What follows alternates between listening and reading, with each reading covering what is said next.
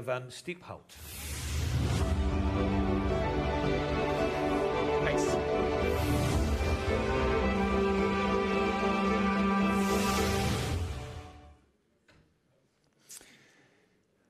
Well, thank you for having me. Thanks Hubert and Robert reaching out and giving me the opportunity to share a bit of experiences. Of course, we've been bombarded with a lot of information this morning on all the challenges the world is encountering at the moment. I think in my presentation I will be focusing a little bit on more the practical examples that we undertook to do our little part in making a difference. I am, as said in the announcement, I'm from the Johan Cruijff ArenA. We are a little bit different than football clubs in general because we're not a football club, right? So we actually own and operate the venue, so that gives us a little bit of a slight different perspective, right? We are not in touch with the fans directly. Of course, we host Ajax matches, we host Dutch national team matches, and KNVB and Ajax are responsible for those interactions with fans and what kind of messages to deliver to fans. I will go to a little bit of more context on this, and then give you some practical examples and how that came about, how we organized things, and how we're trying to make a difference in future initiatives, and some lessons learned. So, this is the venue. It is, besides football, also a venue for much other events, like more concerts, like business events, etc. also.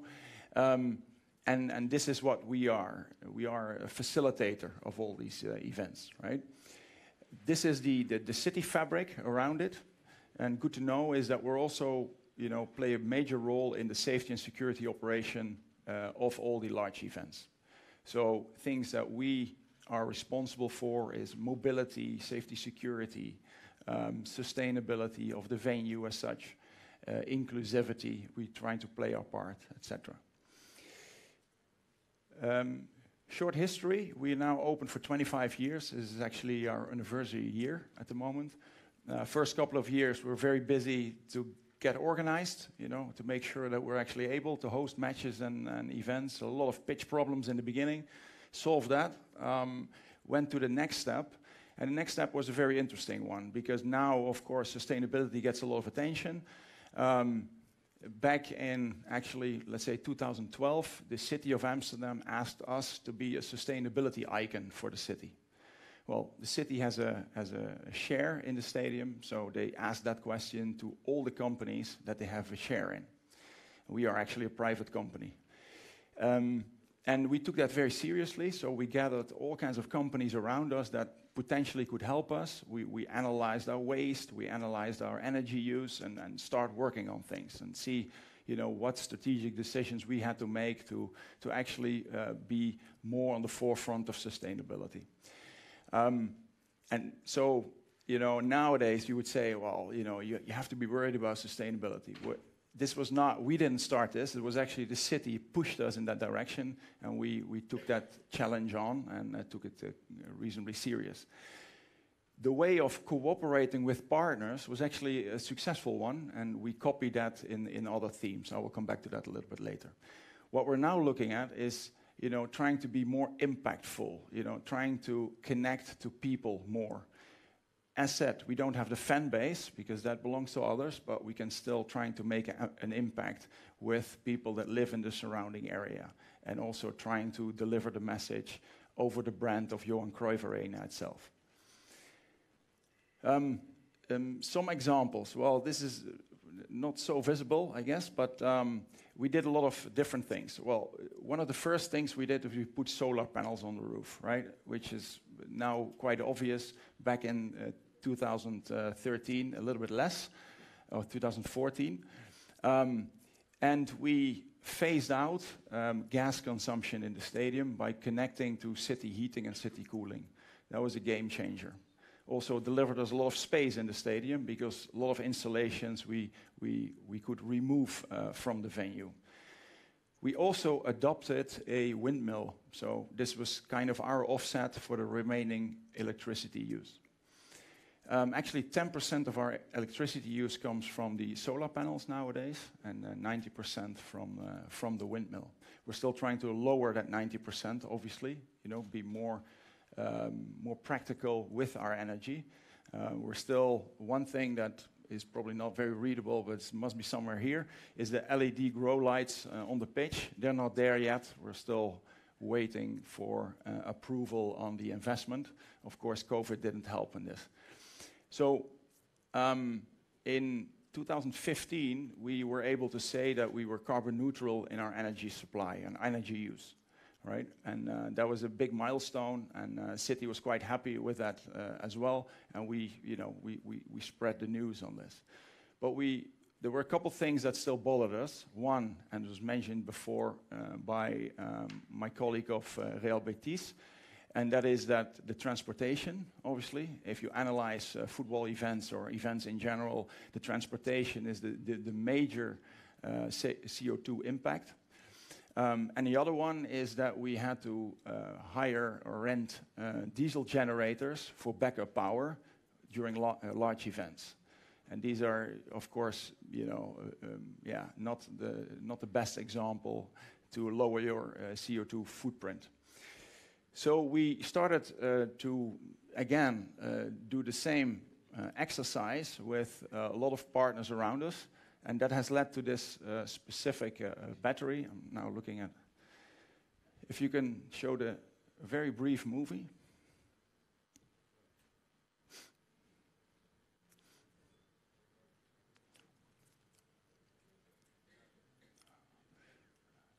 Is that a... It's coming. It's coming. Okay. Okay.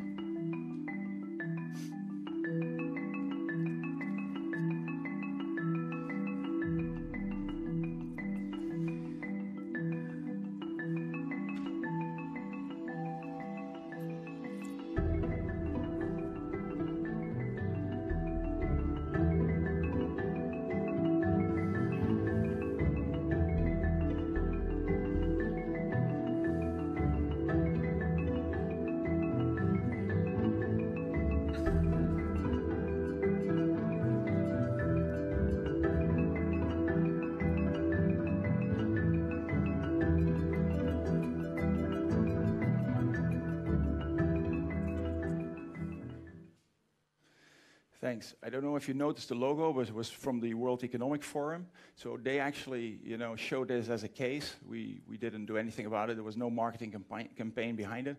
Just they picked up the story and shared it. And in Holland, this was also picked up quite well because it made a difference for the grid operator. And that's also the business case behind it. Obviously, just a backup power, doesn't pay the bill of this investment. We rent out this battery pack to the grid operator on a day-to-day basis, and that is what pretty much pays the bill, besides a bit of peak shaving. And the grid operator is really looking for these decentralized energy sources to lower the use of the grid as a whole. And in many countries, obviously, there's a big issue with, uploading energy on the grid by, whether it be ventilators, whether it be solar panels, on locations that are not designed for it. And that poses them for a huge challenge, and decentralized energy sources such as this one help. And again, this is pretty much the business case for it. This was very much the first one in the Netherlands at that time. We're talking about 2019. So now, of course, this is being adopted. Also, the KNVB is very much involved in offering this type of solutions on a smaller scale to amateur clubs to lower their carbon footprint. The next step on this is now we have this asset, right? So how do we use it? We applied for a subsidy to develop a management system on this battery to actually facilitate a local energy grid, so that we can actually physically exchange energy with our neighbors and also with people in the neighborhood. this poses all kinds of challenges, practical challenges. So how do you do this? Physically, that's not the issue. It's the management system that is the issue. It's not there yet. It's going to be developed in the next 4 years with partners such as the large universities in the Netherlands.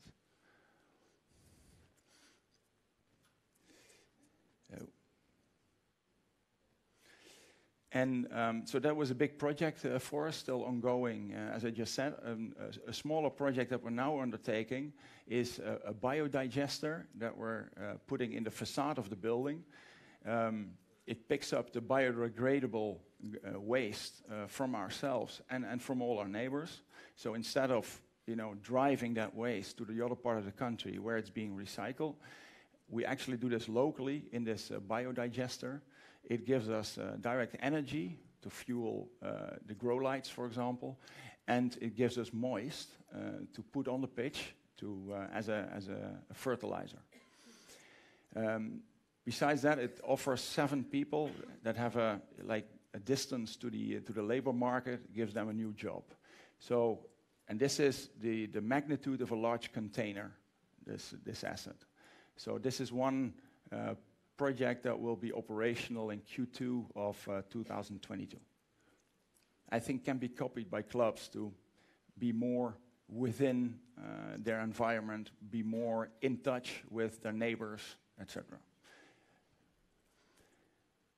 So how do we facilitate all this? I said, okay, this is sustainability. We actually run an innovation center that touches all kinds of topics, also security, visitor engagement, and inclusivity. We use the stadium as a living lab, and this is how we, trying to engage partners. Please come to us. We have quite a reasonably well-organized living lab with a data lake that is accessible, everything under conditions, of course. The city recognizes this. They say, okay, yes, the stadium is our living lab as well. We would like to test drive mobility solutions in and around the stadium so that we can then later copy it or scale it to the city environment and to other cities. And the area surrounding the stadium, especially this area, we adopt as a living lab as well. So we do tests also on other topics there. What does that mean in practice? I cannot even read myself, but for example, sustainability, I explained a little bit. We have this project, and we're trying to connect with a little bit of a larger societal challenge. In our case, I think we make the most difference if we relate this to the energy transition, more so than waste. If you talk about visitor engagement, we're trying to connect to, organize safe and healthy public gatherings. Of course, during COVID times, there was, and still now, this is very much a topic where we interact with the city a lot. Inclusivity, we run a project together with all the employers of the area to create jobs basically made out of smaller jobs, such as being a steward, being security during events, but make combinations with all the other, entertainment venues surrounding us, but also connecting with, the hospital where they need stewards and security personnel as well. So we're trying to build, with all these different bits and pieces, build, let's say, a 30-hour-a-week job, connect that with education programs, and then have people again phase out to a regular job in society. So use this as a mechanism to phase out of a situation where they don't have a job yet and rely on public funding.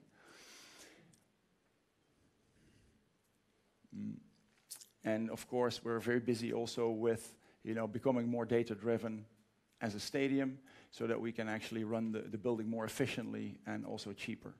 So for all these topics, we're trying to, we have our own KPIs, so these are just the company's goals, and we're trying to connect with the larger societal challenges, because this is how we can engage partners and companies in this case. And that gives them scaling perspective, and that's why they actually come to us. And the model we undertake, and within football, of course, it's not a surprise, but it's a partnership model. These companies all pay us a fee to be able to be part of this ecosystem, to be part of this group. We have KPMG helping us running this innovation center. There's a whole service package involved. So we're actually actively engaging on the content of the challenges of the different companies by themselves. And our job is to connect everything and make sure that projects arise that actually make a difference for us and ultimately also make a difference for the companies involved, because they're only here because they see definitely a benefit. They're not here only for the good. It's really a connection where that can be made with other companies to, to help you in your strategic agendas. And the conversations we have with these companies are all about their strategic roadmaps and see how other companies or we as a venue can support that.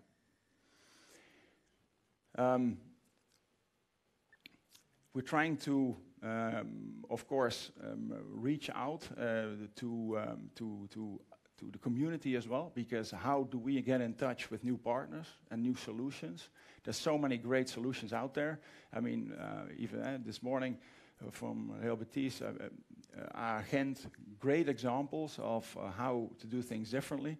They can be exchanged. Perhaps there are companies behind it that have services to offer so that you can actually adopt such solutions quicker.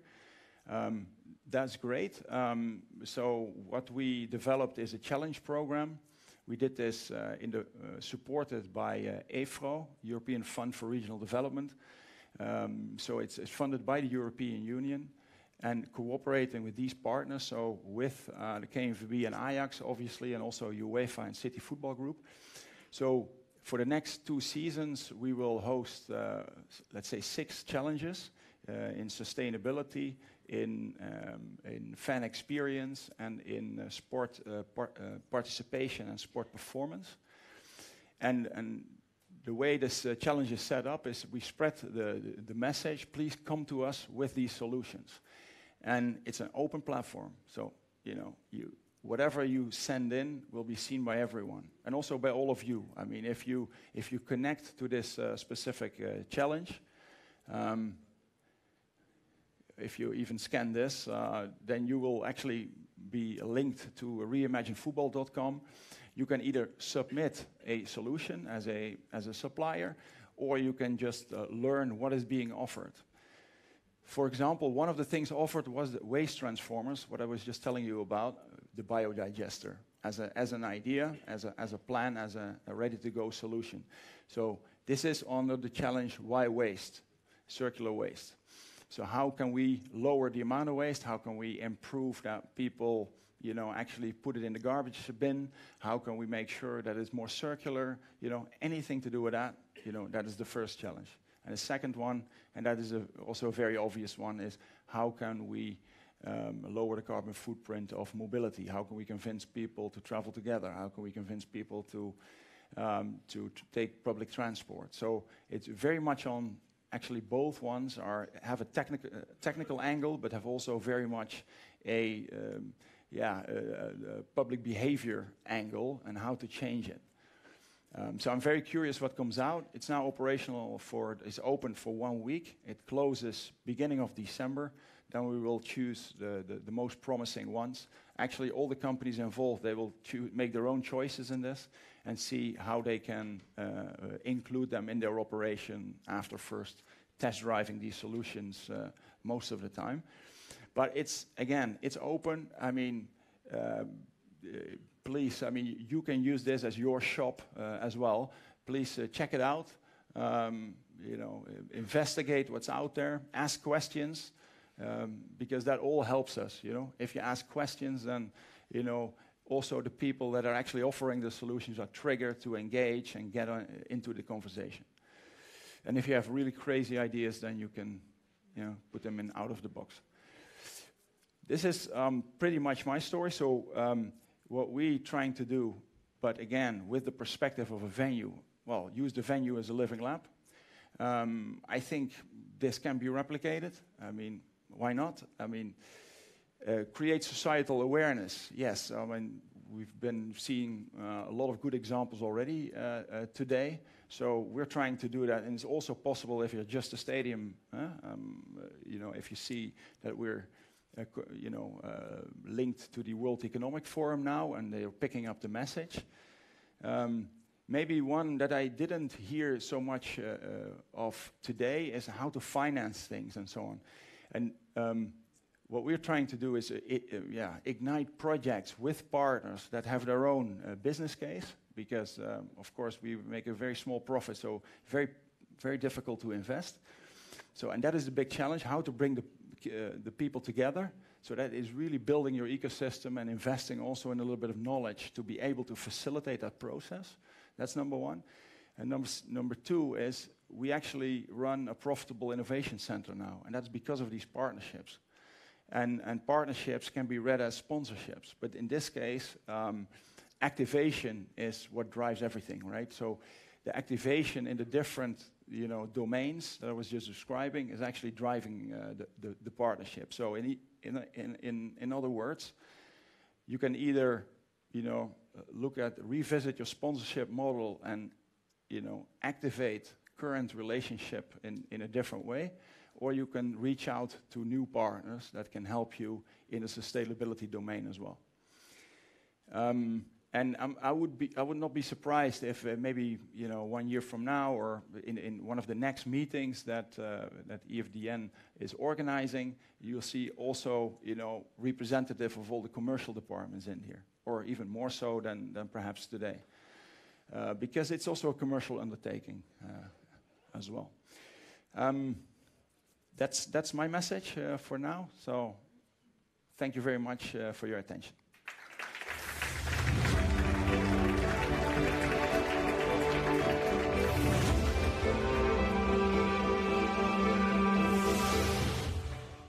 Thank you very much, Sander. Very interesting. Is that your favorite stadium? I cannot say anything about that. I'm a very neutral football fan. Very neutral journalist working for NOS. Exactly. I have no preferences. Oh, okay. But I do live in Amsterdam. I really like how everyone, all the speakers today, really want to exchange ideas. They're very keen to help each other out and be even greener. That's great to hear. And I know we work in lots of different fields, but this seems to be the newest one in many ways, doesn't it, for CSR? And there is huge potential, isn't there, and striking forward. And I said there's that sort of, sometimes you're held back by that or feeling of a lack of knowledge perhaps, but given that there is already so much in the room, I think you should really tap into that if you get a chance. So use the coffee break wisely. Yeah, so coffee break coming up, and then we've got a networking session sandwich.